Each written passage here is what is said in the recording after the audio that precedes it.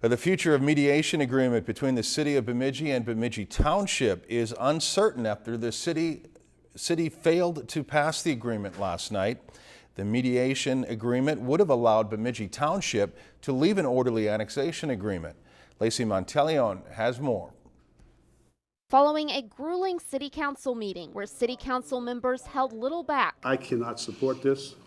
It's embarrassing to even be part of it. There seems to be little doubt that an annexation agreement between the city and Bemidji Township has nowhere to go but court, possibly right where it should be, says one city council member. We didn't have the opportunity to keep them in because we are mediating their withdrawal. Olson, along with council member Jim Thompson, had originally signed the mediation agreement allowing Bemidji Township to leave the annexation agreement with Bemidji and Northern Township.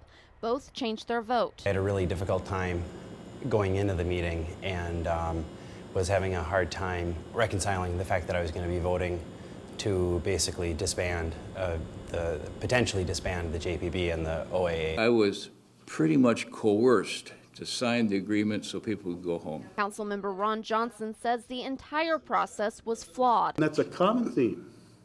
Lack of trust, lack of transparency, and that's another thing we need to address, I think, fairly soon with this council. Mayor Rita Albright and Councilmember Michael Mielhaus were the only two to vote for the mediation agreement, both pointing out that going to court could cost taxpayers. The departure of Bemidji Township, if it is ultimately to be the case, is their path that they chose. While some city council members say it was in the city and Bemidji Township's best interest to vote no on the mediation agreement, John Steffenhagen, the attorney for Bemidji Township, says there could be consequences for that decision. Unfortunately, in this case, I think the city has made it pretty clear they would rather that a judge determine what those consequences are. Olson says throwing away the annexation agreement that took years to accomplish was something he could not abide by. We are a novel experiment that other communities in the state and around the country are looking at and want to mirror. Lacey Monteleone, Lakeland News.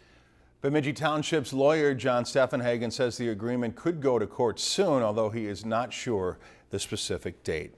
If you've enjoyed this segment of Lakeland News, please consider making a tax-deductible contribution to Lakeland Public Television.